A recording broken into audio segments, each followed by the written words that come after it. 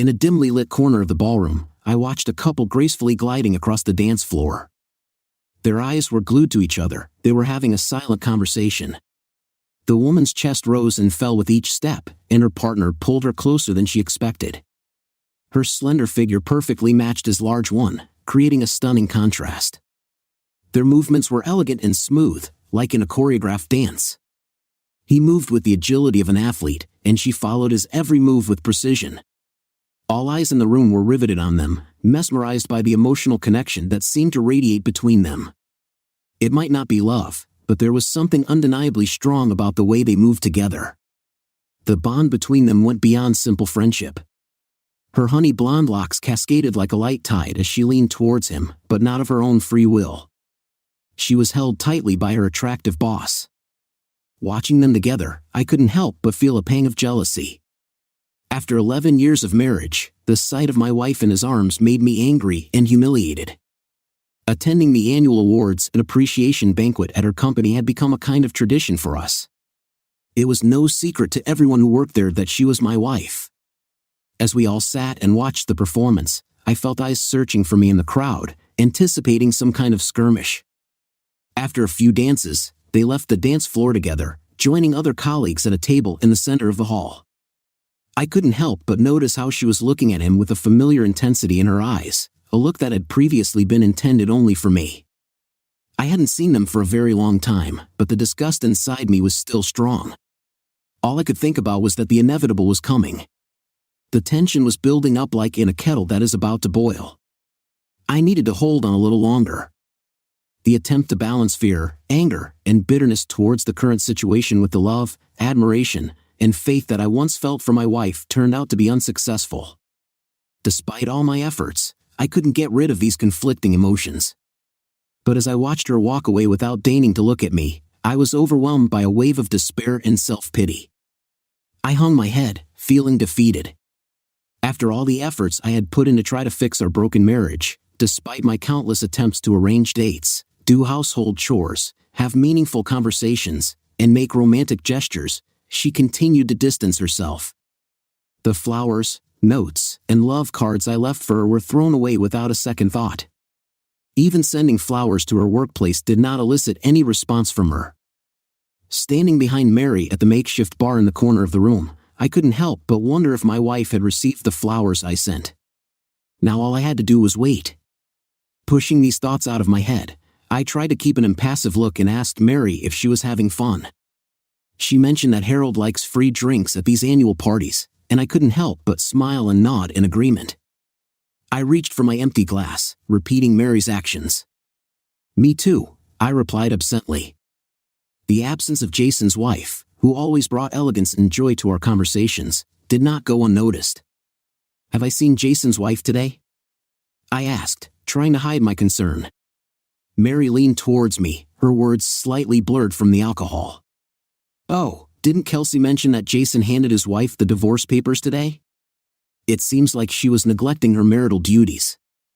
Mary's revelation hit me like a brick, but it seemed that due to intoxication, she did not pay attention to the weight of her words. I was pleasantly surprised by the results. After all, it's Friday night. As soon as I got home from work, we rushed here without even having time to really discuss anything. Perhaps I exaggerated a little when I said that we took the day off to prepare for the evening. She had plenty of opportunities to raise this issue, but she decided not to. I poured myself another whiskey and Coke, picked up a glass of white wine for Kelsey, and headed over to the table where she and Jason were chatting.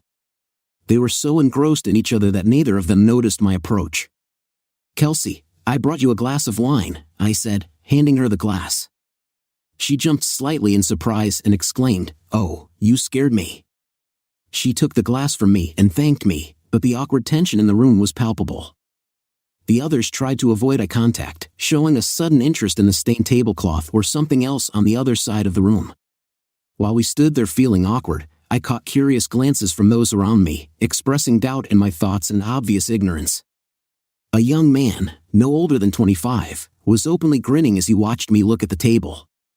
Our eyes met for a moment, maintaining a silent connection, after which his smile faded, and he turned his attention to the tablecloth. The clock was approaching 1 o'clock in the morning, which meant the end of the holiday, and the guests began to leave the hotel lobby, heading home. It was obvious that Kelsey wasn't quite ready to finish the dance with her partner. "We should probably go home, dear. I still need to drop off the babysitter, and we promised her that we wouldn't go out later than 2 today," I said, realizing that I was taking up her time spent with Jason. "Okay, I think we should go. See you on Monday," she replied with a smile. It was nice to know that this awkward moment was coming to an end for everyone involved. "It was nice to see you, Jason." I held out my hand, and he met it with a firm handshake. Despite the fact that he was trying to demonstrate his strength through his grip, I could say that I had a physical advantage. I was a little taller and heavier than him. While maintaining eye contact, I sensed a hint of deception and complacency in his gaze. After a moment, he let go of my hand and wished us good night. I said goodbye to the group as we left the room and headed for the car. The ride home was quiet, but Kelsey's beaming smile lit up the darkness. Upon arriving home, Kelsey immediately went to check on her daughter Caitlin, and I took care of Brittany and prepared to take her home. When I returned, I found Kelsey already sound asleep in bed. After checking on Caitlin, I quickly went to the bathroom and then retired to a spare room for the night. I already knew that there could be no intimacy between us today. It's been so long since we've been in each other's arms. I closed my eyes, the ceiling image disappeared, and I fell asleep while my mind was busy with tasks that I needed to solve the next day. When I woke up early on Saturday morning, I found Caitlin already in the living room, engrossed in her favorite cartoon. I waved at her from the doorway, asking if she had already had breakfast. "Yes," she replied enthusiastically, waving a spoon dipped in milk and accidentally sprinkling drops on the carpet. I reminded her to calm down because Mom is still asleep and I have to work in the office. "Okay, Dad," she replied too loudly, making me giggle at her rampage. Around 8:30 a.m. on Saturday, I contacted my lawyer on my cell phone. "Good morning, Bill, this is Matthew Franks," I greeted him. "Good morning, Matt." "I think it's not a happy call," he replied, already guessing the reason for my appeal.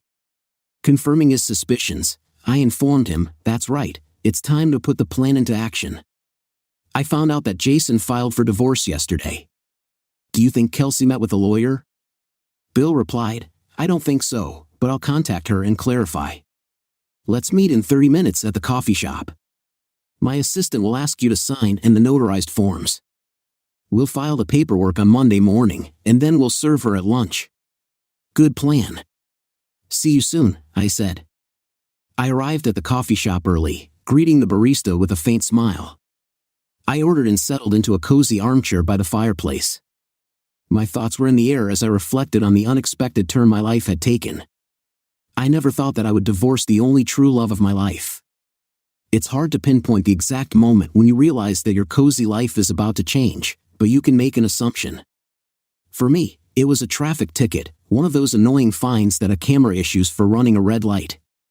The photo showed the driver, the license plate of the car, as well as the date and time of the violation. When I received the fine in the mail, I grinned and immediately realized that it was Kelsey's doing. When she was in a hurry, she always turned on the headlights. I hesitated before opening the message, knowing that the only reaction to it would be tears. A direct encounter with this situation would only lead to trouble. In the photo, Kelsey was sitting next to a man whose face was hidden.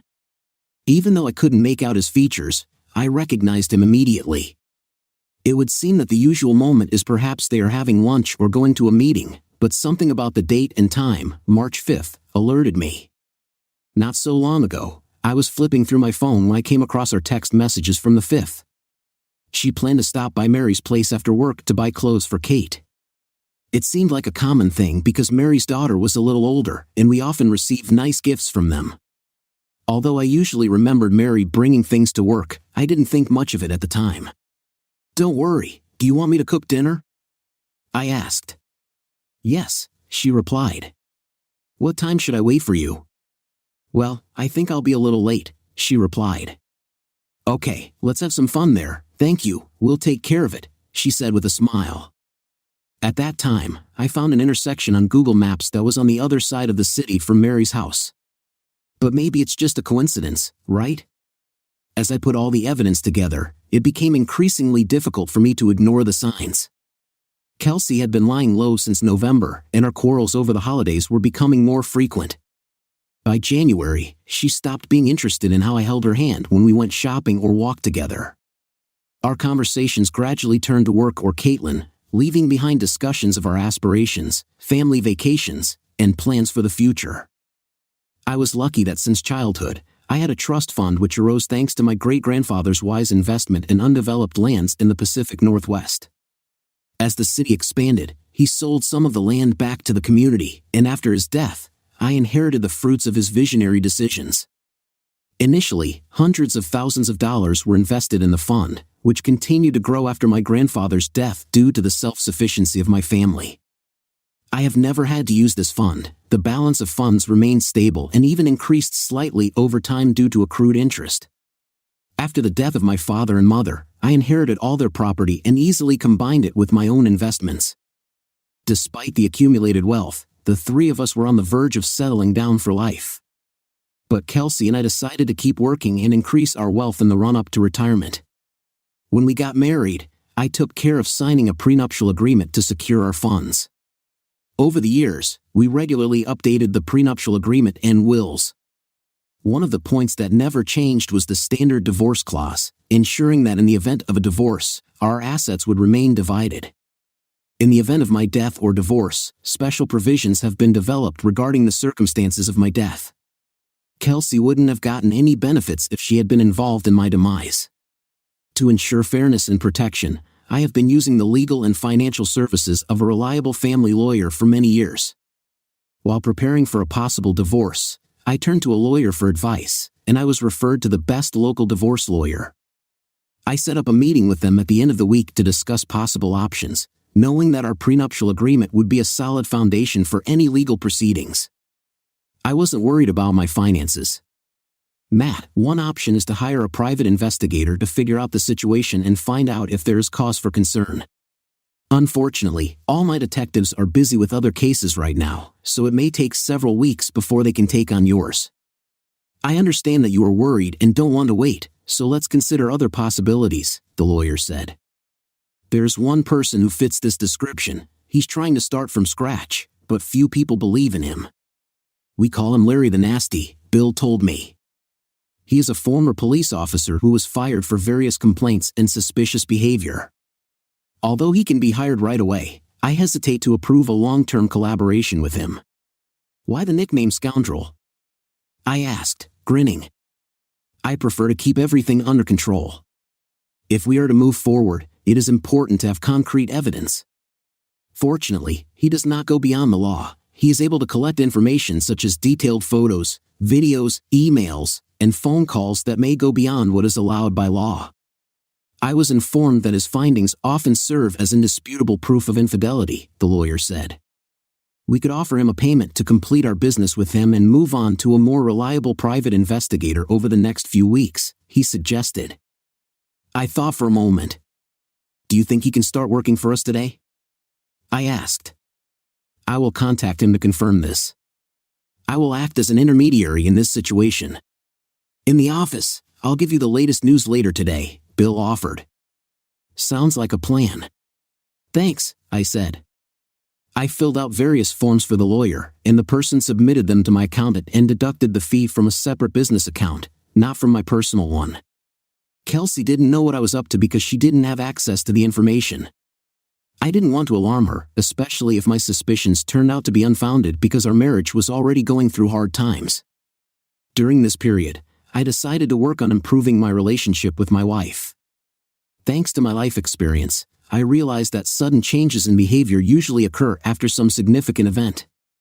Not knowing what caused these changes in my wife and not being sure that our relationship could not be fixed, I decided to try anyway. I made a conscious decision to make our relationship a priority by assuming the role of a caring and attentive partner. I devoted myself to showing my love and appreciation for her, striving to become the kind of husband her friends would envy. Despite my efforts, it became clear that our relationship had reached a breaking point. On Thursday afternoon, I was asked to stop by Bill's office to discuss our next steps. The detective discovered a treasure trove of evidence. Hours of video footage captured them together in intimate moments, report betraying a happy couple, photos, phone records, and personal emails painted an eerie picture. Watching what was happening, I was torn between admiration for the cunning of the villains and disgust at their betrayal. The nickname they had earned seemed too appropriate. I sat there, not believing that everything was like that. I never would have thought that such a thing was possible. Trying to figure out what could have attracted her to him, I couldn't help but mention his physical characteristics: tall, handsome, well-built. He was well-educated and progressed confidently both in his career and in his personal life. About a year ago, he took over Kelsey's department, having previously worked as her personal assistant.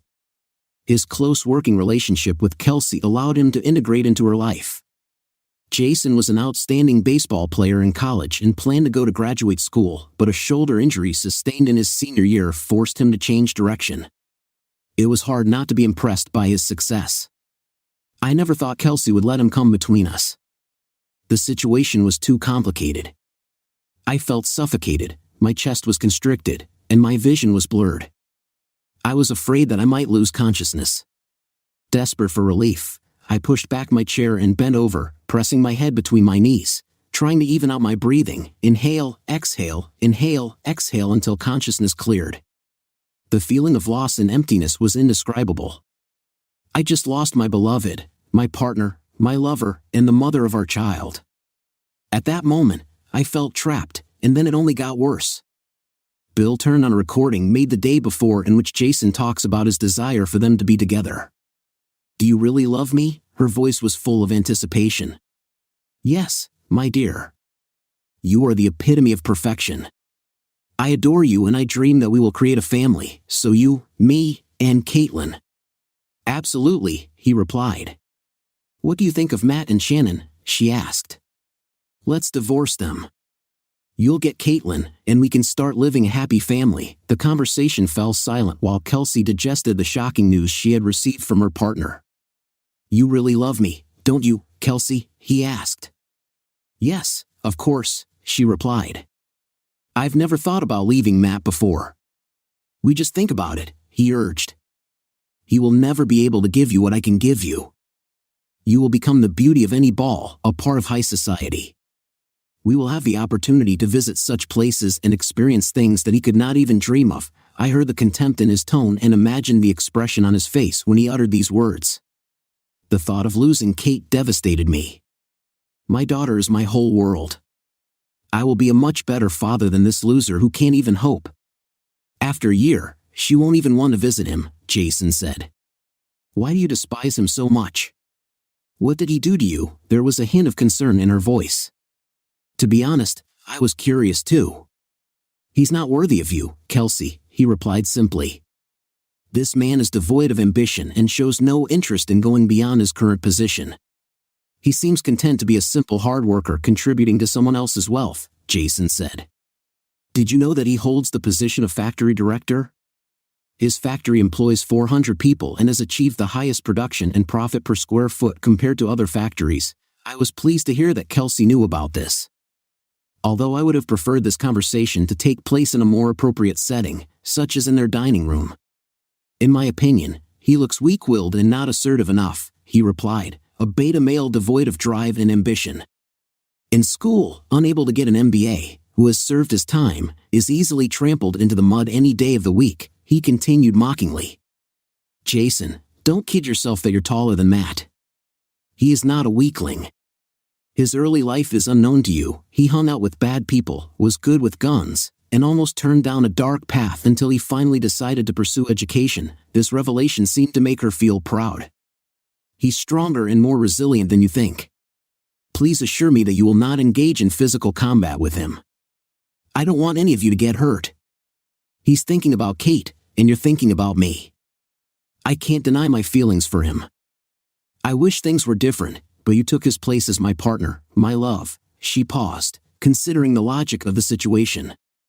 "How will all this happen, and when?" "What is it?" she asked. "We will end our marriages at the same time.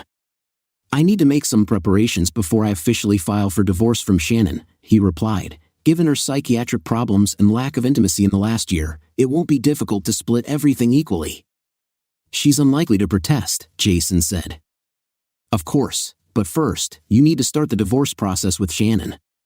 She was careful, preferring stability rather than risking her current lifestyle even for the sake of the man she truly loved. Okay, now come here, my dear, he said. I asked to stop recording because I didn't need to listen to it anymore. Turning to Bill, I asked what I should do. He advised me to take the first step, but I expressed concern that he might change his mind. Bill reassured me by saying that this was unlikely as they had reached the point where nothing could change their minds. For the first time, I watched the detective closely, a man in his 30s, in good shape, athletic, impeccably dressed in a well-fitting suit.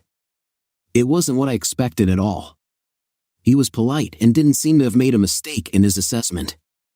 I realized gradually I began to perceive him as Larry and not as an insidious person. I felt that he was genuinely pursuing my interests despite the fact that I was the one paying the bill. He looked worried and shocked by the behavior and words of the other two people. Would you really like to get it now, knowing what you know? Larry asked. You're probably right, Larry, I agreed and turned to Bill. Give me a day or two to think about it, and I'll call you. Okay, that sounds good, Matt, Bill replied. Do I need to start describing the outline of the document and then add details, or should I stop the process if necessary? The lawyer asked. Let's focus on the first option, I replied. Larry came over and handed me his business card. Here's my personal number, Mr. Franks. Don't hesitate to contact us if you need anything, he suggested. Please, just call me Matt, I replied. Thanks, Matt, Larry replied. I know some people who can help you in your quest for revenge if you choose this path. It's not for nothing that I have such a nickname, he added with a grin. It was nice to meet you, Larry. If I need help, I will definitely contact you. I really appreciate your offer, although I don't think I can go through with it and hurt Kelsey. It's nice to know that I have a friend to turn to if I change my mind, I replied. Larry smiled and waved goodbye as he headed for his car. The decision weighed on me all weekend. It was hard for me to focus on anything else, and Kay didn't seem to notice that I was thinking about the future of our family. It dawned on me that she might have already made a decision for all of us. I was filled with doubts, anger, fear, and disappointment. The most painful thing was the humiliation and the feeling of losing a sense of masculinity. My whole personality revolved around my job and my family. Who would I be without them? The thought of Caitlin moving on to the next chapter without me bothered me a lot, and the thought of this arrogant man raising my daughter made me furious. I imagined him walking my daughter down the aisle on her wedding day. My emotions were in a complete mess, and no amount of alcohol could bring me clarity. It wasn't until Sunday morning, sitting on the back porch of the house and wincing from a headache, that I realized that I was most likely going to lose my wife despite all my attempts to resist. I saw the contempt in her eyes and realized that I had already lost my family. Now it only remained to determine how and under what circumstances I would lose everything. Suddenly, a familiar saying came to mind: lead, follow, or get out of the way. I did not want to retreat, and I did not want to blindly follow these treacherous people. And I had only one way out: to take responsibility and lead. On Monday morning, I called Bill to discuss our situation. Hi Bill, it's Matt Franks calling, I said. Good morning, Matt. Have you made any progress in solving the problem? He asked. Yes, I have a plan. I need you to fill out all the necessary paperwork, including the legal photos that Larry sent. We'll split it 50-50, I explained. There was a short silence, after which he asked, Are you offering to sell the house? I confirmed, yes, we used a low-interest loan from my trust fund to buy it.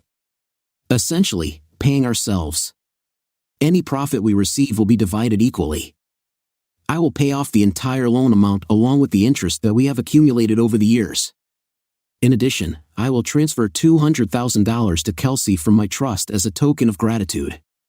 Perhaps this gesture will soften her attitude because she will know that she will not be left completely without means of livelihood. I am determined to get primary custody of Kate, although I understand the difficulties that await me. Perhaps Larry will be able to reveal compromising information about Jason that will cast doubt on his suitability as the father of a little girl, I said. I heard that he was a popular fraternity member in college. Perhaps he let his success turn his head. I hope Larry can talk to him about it. I have a backup plan for Kate if we fail to obtain primary custody. Please draw up as detailed a joint custody agreement as possible." I paused briefly to give Bill a chance to remember. "In addition, I am considering suing Jason for emotional alienation and involving his wife, Shannon, in the situation. I want her to be aware of the situation.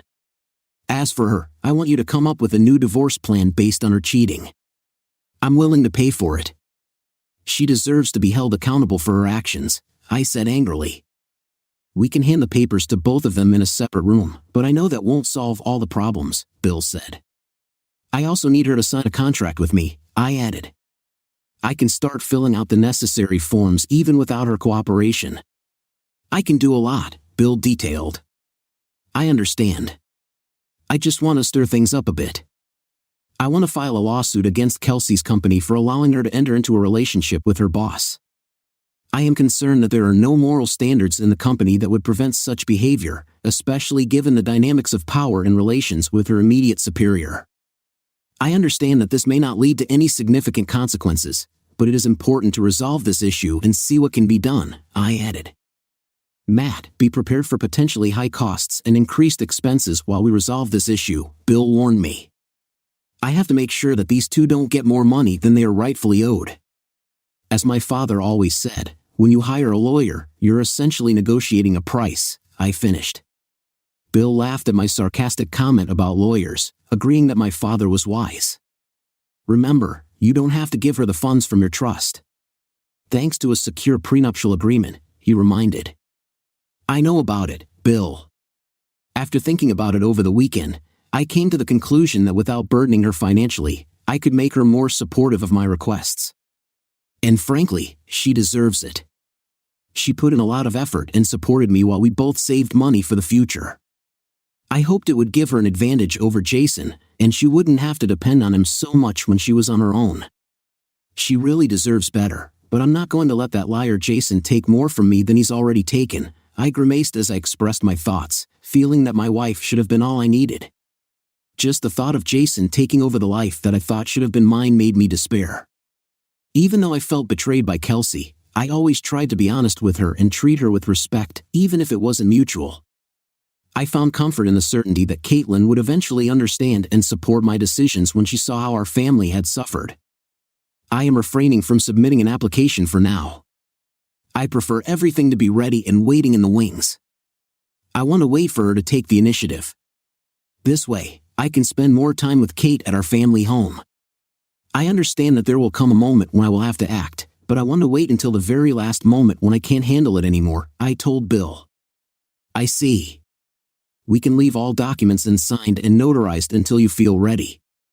I can work from home on Saturday mornings so you can contact me on the weekend, Bill informed me. We won't be able to file the documents until Monday morning, but I can arrange for someone to be at the doors when they open and submit them the same day, Bill suggested. Okay, we'll do that, I agreed. After saying goodbye, I took Larry's business card out of my pocket and dialed the number. Larry replied, Matt Franks, how are you? Okay, I replied. Are you ready for mischief? I hesitated. Yes, but please wait for my signal, I said. Okay, no problem. What do you need to know? He asked. Can we arrange a personal meeting? I asked. Sure, just give me an hour, he replied. That sounds good, I replied. I was already waiting for him to pull up in the parking lot. After drinking coffee and having a snack, he sat down opposite me. I want to collect all the unpleasant files, photos, videos, recordings, everything we need to figure out how to anonymously send this to Shannon Stanton. Maybe by email, I explained. No problem. I know someone who works on the dark web, Larry said before ending the conversation. I was thinking about posting a video on an adult website or sending inappropriate messages to Kelsey's parents or colleagues, Larry suggested. He's cunning, I thought to myself, but Kelsey will still have to stay in town. I don't want her to be so ashamed that she left with Kate. And she's still dear to me even if she doesn't feel that way about me anymore. I pushed an envelope with $5,000 in cash towards Larry. This should help you get started, but if you need more, just let me know, I said. Larry took the money and nodded at me. $3,000 should be enough, Larry said. Despite his harsh temper, he is at least straightforward. You can keep the remaining amount as an advance payment. I may need your special skills in the future. Don't forget to be careful until I get in touch with you. I want to surprise them, and I have specific motives so that they can take the first action. In addition, we should collect information about his wife's health problems. Her medical background may influence our future decisions. Are you up to the task? I asked. Absolutely, he replied. Bill asked me to gather information about how Jason went to school. I need something that I can use against him if we get caught up in a custody battle, he said. I nodded in understanding and made a few notes in my notebook. After finishing our coffee, we discussed his career in law enforcement and all our mutual acquaintances. After completing the meeting, we shook hands and went our separate ways. That was 3 months ago. My thoughts were interrupted by the appearance of Bill accompanied by his assistant and Larry. Is it time to leave? Bill asked when everyone had taken their seats. Yes, it looks like it, Larry replied. We're not sure if Kelsey has already consulted with a lawyer, Bill said. I didn't see anything in her email, I quickly added after Bill's call. I'll check again today and get an answer by Monday morning, I said. Larry grinned and gave me a mischievous wink. What about Jason? Does he have any skeletons in his closet? I asked, anticipating the gossip. Oh, definitely, Larry confirmed. Together with his fraternity, he was under investigation on charges of committing a crime, harassment with the use of illegal drugs of girls at parties. I was given copies of the evidence, which I immediately handed over to Bill. Bill looked at me, nodded, and said he was keeping them in case he needed them at a custody hearing. Pulling out the documents we had been working hard on for the past few months, he led me to the signature line.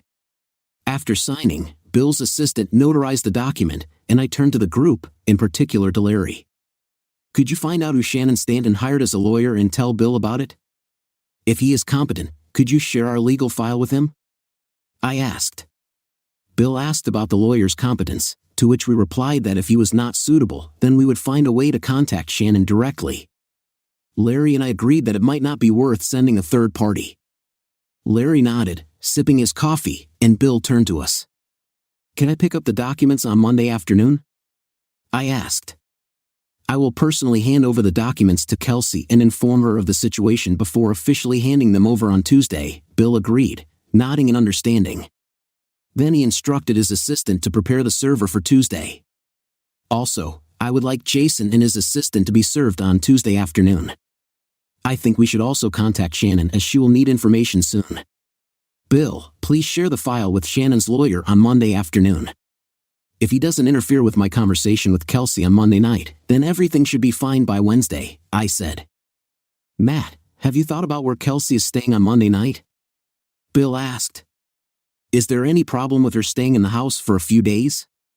Not until you get a restraining order and she agrees to it. I wouldn't want to sleep with her, I replied. From a legal point of view, I think it's not a problem, but it might confuse you, he said. I would worry about how a more unethical lawyer might use this information, Bill remarked. Okay, I'll give her a week to find a place. I don't see anything wrong with that, I replied. Oh, you mean sleeping in the same bed? But according to our legal documents, I'm temporarily in charge of the house and Kate, right? I asked. Yes, until her lawyer files a motion and cancels it all, or until we come to a mutual agreement, Bill replied. I meant that we really sleep in the same bed, I said. It can create a strange vibration when applied, Bill remarked. But don't worry, now we definitely won't sleep together. He turned to Larry and asked, Hey, what have you learned about Shannon's health? Larry replied, She has been struggling with depression and bipolar disorder for many years. The medications she was taking destroyed her sex drive, so Mr. Wonderful started looking for another place for himself. Bill jokingly added, I don't think we want to know how you found out about this. Larry just smiled and shook his head, and Bill pretended to be shocked. Does this have something to do with us? I asked. Not at the moment, they replied. This may become important later, especially during the custody discussion when we will decide who will live with him and when. We should consider including this condition in the final draft, Bill said. While they were talking, Bill was diligently taking notes on his iPad. After chatting for a few more minutes, we gradually completed our strategy session and returned to our daily chores. I didn't feel well all weekend as I couldn't get rid of the load of tasks that I had to complete on Monday. Despite my mood, Kelsey didn't seem to notice anything, which I hadn't really expected to make my life easier. I called my aunt on Sunday and arranged for her to pick Caitlin up from school on Monday and leave her overnight. It would give me the opportunity to have a serious conversation with Kelsey about some important family matters. Fortunately, my aunt lived on a farm outside the city, and Caitlin really enjoyed playing with their dogs and feeding the animals. Besides, she's taking Caitlin to school on Tuesday morning. I decided that we would tell Caitlin the news on Tuesday evening. I informed Caitlin that she was going to her aunt's, and she looked worried but at the same time a little puzzled why she had to wait until Tuesday. I explained that Mom and Dad needed to be alone to discuss everything. She reluctantly agreed. I slept in the spare room that night, and again, Kelsey didn't say anything about it. She seemed relieved when she saw that I had gone to sleep in the spare room on Sunday evening. I lay and thought about the upcoming conversation with Caitlin. After reviewing the checklist and confirming my plan, I finally fell asleep. The next morning, I spoke with the vice president of production, informing him of the need for a week's rest. I also contacted my assistant and senior production manager to make sure they were fully informed of all the necessary details during my absence. Later that day, I unexpectedly walked into Bill's office and found Larry there. I noticed a stack of documents on the table, and the bustle in the office indicated that everyone was working hard. Bill came up to me holding a stack of papers in his hands. "Matt, we filed documents with the court this morning, and here are Kelsey's documents at your request. We have scheduled the official filing of documents at your house for 9 a.m. on Tuesday. Do you mind?" I accepted the envelopes and replied, "Yes, it suits me. I plan to convince her to take the rest of the week off. I'll let you know if there are any changes." "Great, it's okay," Bill said, taking a moment to collect his thoughts. Larry found Shannon's lawyer, who turned out to be very impressive. Bill sent him all their documents, and the lawyer seemed ready to accuse him of adultery and get a bigger share of their property than 50-50. He assured Bill that he would not take any action until the next morning, so everything looked promising. Based on recent calls and emails, Kelsey is scheduled to meet with her lawyer next week, Larry asked cautiously. "Matt, please let me know if you need any additional help."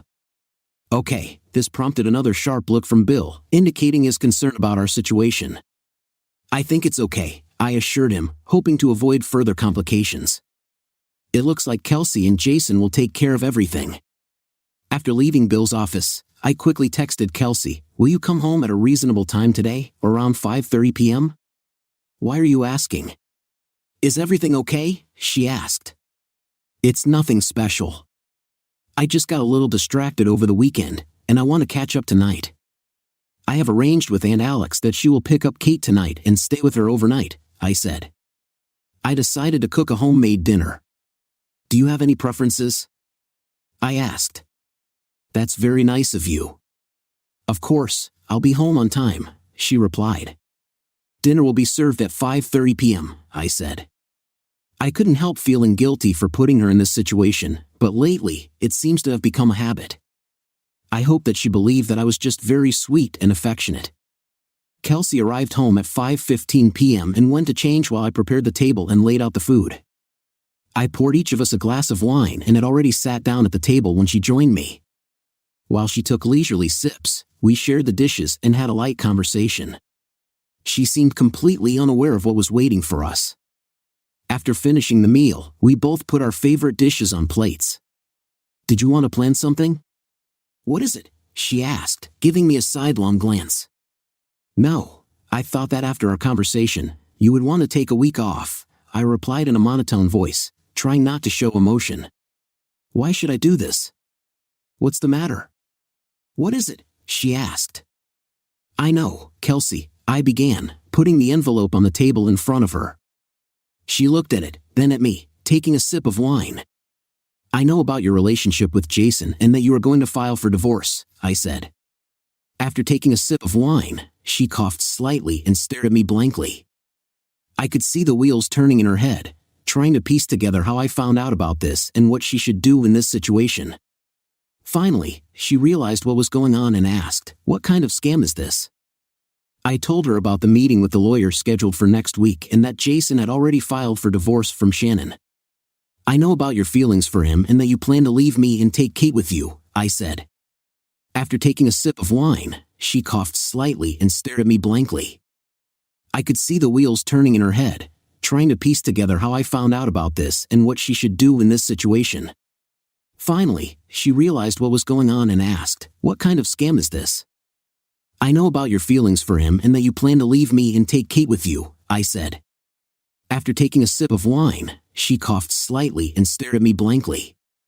I could see the wheels turning in her head, trying to piece together how I found out about this and what she should do in this situation. Finally, she realized what was going on and asked, "What kind of scam is this?" I opened the envelope and handed her the photos.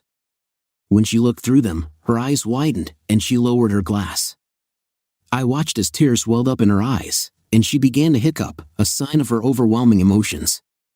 "I'm so sorry, Matthew. I never wanted this to happen," she whispered, her voice breaking. She fell silent, staring at the table in front of her. "I understand, Kelsey. I've known about your plans for a long time. I've had time to think about it," I reassured her. "I am deeply disappointed by your actions, and it causes me great pain." I took a break to pull myself together and suppress my growing anger. "All I have to do is find out if I did something that pushed you to Jason," I asked. Her response was a quick denial followed by a guilty and ashamed retreat to the table. She claimed that I didn't do anything like that. "You didn't do anything to push me away. You were a wonderful husband and father. I just fell in love with him myself," she confessed, making me feel both disappointed and relieved. "I guess there's nothing I can do if she just stopped loving me and chose Jason over me. He managed to win her over and replace me in her heart. Now I was powerless to stop it. Our marriage has come to an end, and only the formalities remain." I wrote down the terms of our divorce and gave them to her. "Here is the agreement that I propose. I've already completed all the necessary paperwork, so you don't have to worry about it. If you agree with my proposal, the main points will be as follows. The prenuptial agreement remains in force, so there is no need to discuss my trust. I propose to sell all the common property and divide the proceeds equally, including the house. Because I initiated the application process first, I'm asking for full custody of Caitlin and minimal alimony," I added. "I am ready to take a flexible approach to organizing visits. I will continue to provide Caitlin with insurance, but you will have to get your own insurance. You can keep your own funds, investments received in marriage, and inheritance from your mother. I have no intention of taking what is rightfully yours. All the investments that we have made together will be divided equally. Caitlin and I will stay in the house until it is sold," I replied. "I'm also contributing $200,000 from my trust to help you settle in. I advise you to think about drawing up a prenuptial agreement to secure your property in case you and Jason carry out your plans. The main thing for me is that you don't suffer any losses. I want you to be independent and self-sufficient, and I don't need any financial support from you," I finished. While she was processing the information she received, I paused to observe her reaction. "I think I should take Caitlin with me. She will need a mother when she grows up," she said firmly. "I completely agree with you, but this situation can be resolved remotely through visits and phone calls. To be honest, I don't trust Jason with our daughter. I know that he intends to manipulate her against me with gifts and his feigned politeness. Since he cannot have a child of his own, it looks like he wants mine. I have already made concessions by allowing him to have my wife, but I will not allow him to have my daughter. If necessary, I am ready to discuss the issue of custody," I added. I made this offer as a gesture of goodwill when I noticed how red her face was during a stormy conversation about Kate and Jason. He will never hurt her, and this decision ultimately depends on me. Getting rid of her mother's influence is not a positive step in this process, she replied threateningly. No matter what, she will stay with me until we come up with another plan. You can stay in the master bedroom for a few nights or even a week until everything is sorted out, I suggested. My love for you remains unshakable despite the difficulties we face. I believe that we were one team ready to fight the world together, but your actions cause me great pain and confusion. I will do my best to handle the situation with mercy and compassion, but my world is crumbling around me. I don't want to hurt you the way you hurt me. Please understand that if you escalate the situation or involve others in it, I will not hesitate to take self-defense measures. Remember that I have resources at my disposal that surpass anything you or Jason possess, I replied calmly. My behavior had changed, and now she could hear the rage in my voice. I'm capable of being tough when I'm under pressure. She's seen this side of me in the past. So let's calmly sort out this situation, and let the lawyers deal with the rest. It is very important for me to remain polite and respectful to you whenever we communicate. It's important for our daughter Caitlin to see how we get along. I am determined that we both play an active role in her life, I reported, hoping to avoid a long and bitter argument. I have free time until the end of the week, and according to the requirements of the law, you must be officially served, which should happen at our house at 9 a.m. I don't want you to feel uncomfortable at work, so maybe you should take a few days off too. I understand that it will be difficult for both of us to be at home at this time, but I think it would be better to meet with Caitlin tomorrow evening or leave her at home on Wednesday to discuss the situation, I suggested. Kelsey had already stopped eating and didn't seem to be feeling well. I think she finally realized the seriousness of her actions. She can only blame herself for the consequences. I was happy and didn't pay attention until she broke everything. She looked at me with a puzzled expression and confessed, "You obviously outsmarted us somehow.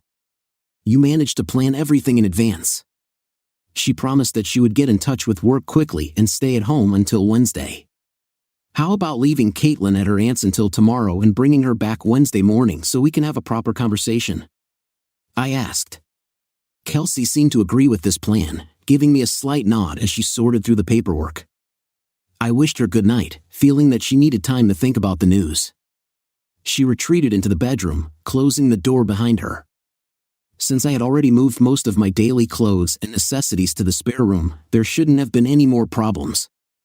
I contacted my aunt and told her about the family business we were working on, and she kindly agreed to leave Caitlin for an extra night and bring her back on Wednesday morning. I also talked to Caitlin and informed her that she would not go to school the next day. She was a little puzzled but didn't object. I assured her that my mother and I would clarify everything on Wednesday. While I was tidying up and getting ready for bed, I heard Kelsey talking to herself behind the closed door as if she was having a phone conversation. Later, I heard quiet sobs. She was grieving that our marriage was over. The next morning, I heard Kelsey get ready for work early and come downstairs dressed casually. At 9 o'clock sharp, she opened the door to receive her package, except for the photos and transcripts she had been looking through in her room the night before. Right after that, she hurriedly grabbed her keys and purse and hurried out the door.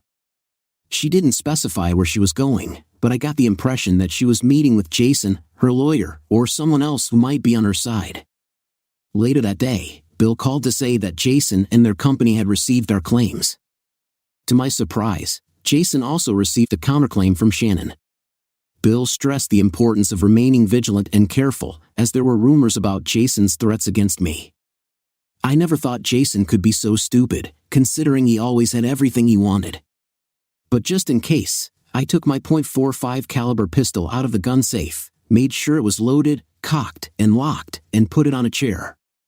Sitting down to watch TV, a few hours later, while I was standing at the sink, a black BMW pulled up to my house, and an angry Jason got out of it with a baseball bat. Realizing the gravity of the situation, I quickly returned to the chair where my mobile phone was waiting for me. Feeling safe behind the locked door, I quickly dialed 911 and reported that my wife's boyfriend was outside with a baseball bat. Several cars were sent to my address. When I heard another car pull up to the house, and then there were screams, I realized that it was Kelsey. Suddenly, there was a loud squeal in the house. My heart started pounding when the front door shattered, and Jason stormed into the house in a rage. "You bastard. You got me fired. You ruined my divorce," he growled, foaming at the mouth. I put my right hand on the butt of the gun. The feeling of it calmed me down. Jason was swinging the bat, and I heard Kelsey screaming, begging him to calm down. "I took your wife, and now I'm going to end you and take your daughter," he shouted. I let him walk another 5 feet before pulling out the gun. It was clear from the narrowed eyes that his decisions were questionable. He held the bat high, but its effectiveness at a distance of 25 feet was questionable. The sound of the shot from the chamber was loud and sharp. I was always taught to hit the target 3 times, so I quickly fired 2 shots in a row. When Jason slowed down, his next step seemed hesitant to me, as a result of which he stumbled and fell just as the 3rd bullet flew out of the barrel. I noticed a sudden movement at the door, but I was too engrossed in what I was doing to pay attention to it. Suddenly, a bullet flew past and bit into the broken front door, narrowly missing Kelsey. Jason collapsed to the ground, first on his knees and then face forward. A cacophony of screams and the deafening sound of a gunshot filled my ears, making me realize how loud it was in such a cramped room. Sirens wailed in the distance, followed by frantic screams from the police, unaware of the gravity of the situation. They put Kelsey on her stomach and handcuffed her in front of an open door. Her screams and protests rang out continuously. The unfolding events stunned me, and finally, my attention was attracted by the gun pointed at my face and the officer's urgent commands to stop and drop the weapon. When I came to my senses, I obeyed his order and handed over the gun. The next 2 weeks were a whirlwind of chaos and stress. Jason was injured by a policeman at the scene of the crime. Later, I learned from police reports and witness statements that he had simultaneously received my lawsuit and updated divorce papers from his wife. It didn't take him long to realize that the incriminating photos had been obtained from me. Kelsey stood next to him while he opened the envelope he received from his wife and confirmed that she also had a set of these photos. Soon after, they were both summoned to the vice president's office, where they confessed their affair. Unaware of the possible consequences, the managers decided to fire the managing director for communicating with a subordinate. Knowing that my application would not be considered, this decision made me the object of Jason's anger, who believed that I had offended him by speaking out against his actions. Inflamed with anger, he took a souvenir bat from his office and headed to my house, wanting revenge for what he perceived as betrayal. Kelsey spotted him from the window of the conference room on the 2nd floor and quickly guessed where he was going. Hurrying to intercept him in the driveway, she tried to defuse the situation before he could harm me. None of them knew that I had been warned of their imminent appearance and was ready to confront them. Trying to prevent Jason from entering the house, Kelsey got a black eye from his outburst of rage. Fortunately, she escaped further injury, but the ordeal haunted her for several more months in the form of recurring nightmares. I've only spoken to her a couple of times amid the chaos of police interrogation, court hearings, and courtroom visits. We never entered into a deep conversation about the events that took place in our house. Kelsey was just a shadow of her old self. The loss of her husband and daughter in less than a day had a big impact on her. She has never been able to recover from this tragedy. Despite the fact that they kept in touch with her during the divorce process, after it was completed, she seemed to gradually distance herself. Kelsey did not resist and did not hire a lawyer to challenge the divorce. As a result, I had no difficulty getting custody of Caitlin. To my amazement, she constantly refused to fulfill her financial obligations. Bill held onto her share for a while but eventually returned it to me a year later. She never returned to our house but lived with her family until she disappeared during the attack on me. Jason was severely injured during detention and spent a long time in the hospital. After that, he completely changed. He became very fixated on his failure and led a reclusive lifestyle. Despite several supervised visits to Caitlin, they were often uncomfortable or unproductive. I made sure that Caitlin was always ready for these visits, regardless of whether we had heard of Kelsey or not. Unfortunately, Kelsey only appeared 4 times. I heard that Kelsey was addicted to painkillers and other prescription drugs that were supposed to help her find peace and stability. By the time she disappeared, she had lost her job, friends, and all her money. Neither Caitlin nor I nor anyone else who knew her had the opportunity to contact her, and she never contacted us. Her disappearance left us without a wife and mother. As a result, we had to sell the house without knowing what had become of her. My daughter and I have been making efforts to rebuild our lives after a traumatic event. We sought help from psychologists to cope with the pain. I went to counseling for 6 months, but in the end, I had to put the pain on the back burner and focus on raising my daughter and moving forward. Caitlin, on the other hand, spent several years with a counselor trying to come to terms with the divorce and Kelsey's disappearance. She had to solve a lot of psychological problems. It took me 3 years to finally realize that I was ready to start dating again. A few months after this realization, I met an amazing woman named Jo. She treated our past with incredible understanding and respect. Our relationship developed slowly, much more slowly than either of us would have liked, but eventually, we took the next step and entered into a physical relationship. After about 16 months, we decided to get married. Jo and I raised Caitlin like our own daughter, but we never felt the need to expand the family. Our lives became more stable and complete as we moved forward together. Over time, our biggest problems became related to the turning points in Caitlin's life, her graduation from high school and college. Despite the fact that Larry was repeatedly hired in an attempt to find Kelsey, every lead eventually led to a dead end. Kelsey was believed to have met a tragic end in isolation and despair. It was a difficult ordeal, but we persevered and eventually found a way out.